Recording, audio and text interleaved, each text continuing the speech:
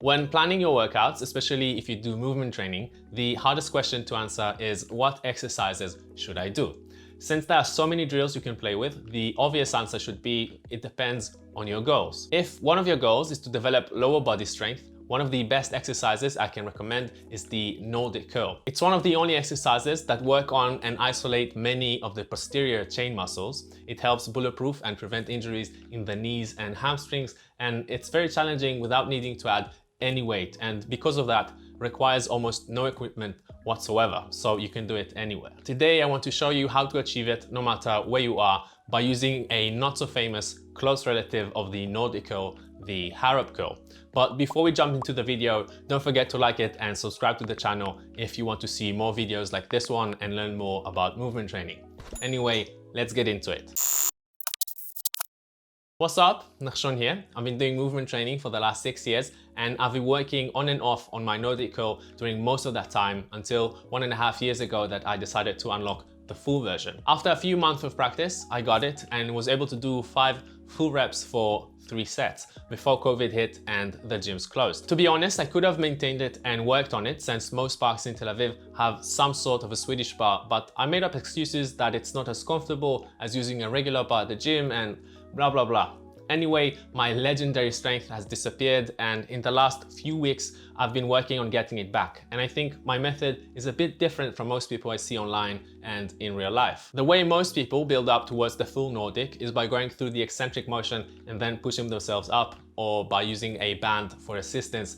But there's another way to do it, and it's by using the Harop Curl. You see, the reason for the Nordic Curl being so challenging is because it uses leverage just like the front and back lever. The difference between the Nordic Curl and the Harop Curl is that when doing the Harop Curl, we don't maintain the straight line between our knees and our head, and we bend forward.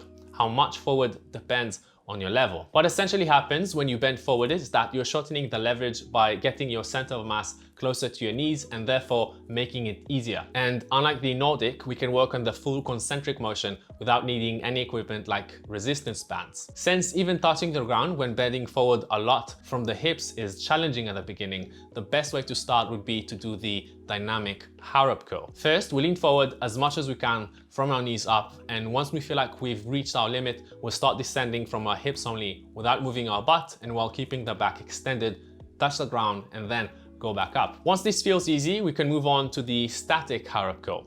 We descend from our knees in a bent position, touch the ground with our nose or our chest, depending on how bent forward we are, and then go back up.